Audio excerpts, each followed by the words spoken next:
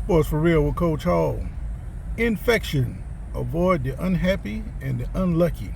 That is law number 10 of the 48 laws of power. We've been discussing the 48 laws of power and how they relate to sports.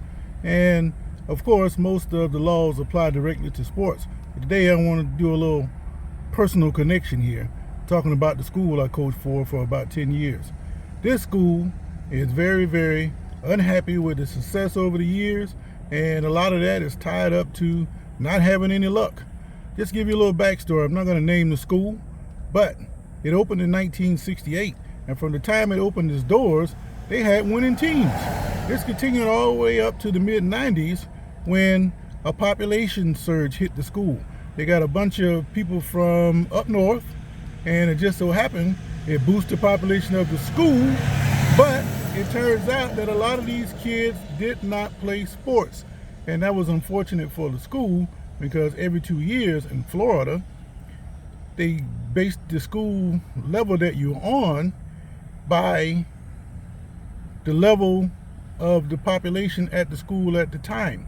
So in this particular case, they jumped up 2 different association classes and they started losing big time. And after a couple, 3 or 4 years of losing big, it infected the school. And that habit of losing just took hold, and it continues pretty much to this day.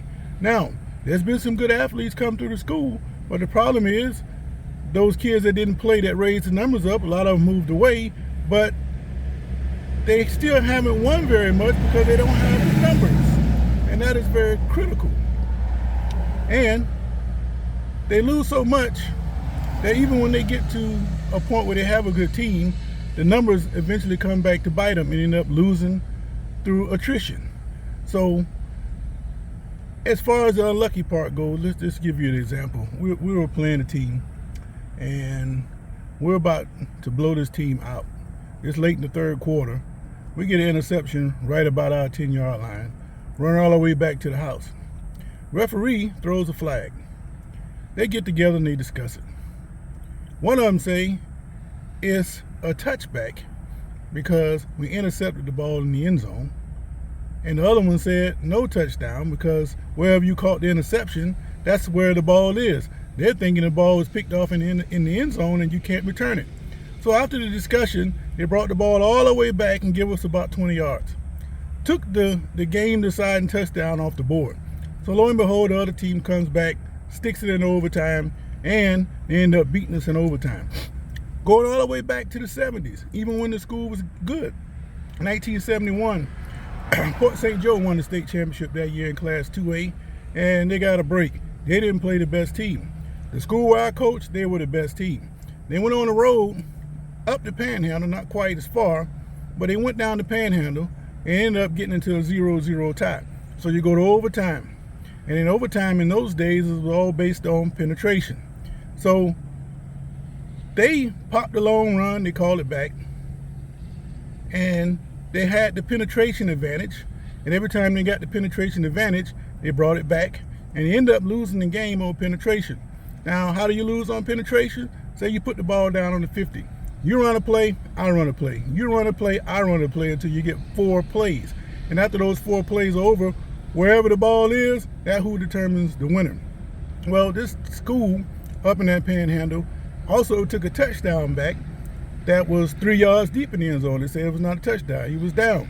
So it didn't make a difference what they did that night. They were going to lose. And that just happened to be the best team in school history. So if you look at the modern era where they are outnumbered with no numbers on the field and they just can't compete, and all the way back to the beginning when they were really good, they still got jobs. So this school is very, very unlucky. Now, the numbers have precipitated the school to play on the independent level, and I'll say that's not necessarily a bad thing. Everybody's in this win-win-win era, and they forget about the basics. Nobody's talking about academics anymore, but really, the bottom line is academics. You know, in this age of high school free agency where players change schools at will and the state allows them to do it, they're all trying to win, trying to get themselves in a position where they can get a scholarship. Well, I got news for you. I don't care how many games you win on a high school level, who you beat, you never lost. If you don't fit the parameters of what those colleges are looking for, they're not going to give you a scholarship anyway. So it really doesn't matter.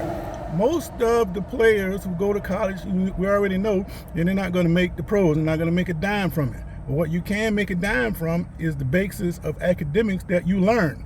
And you don't have to be a winning football team to do that.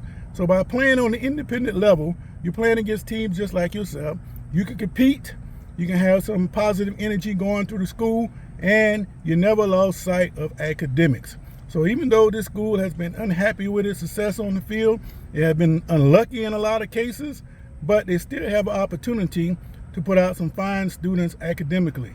So when you think about the 48 laws of power, do not lose sight of the fact that academics should still be number one. Sports for real.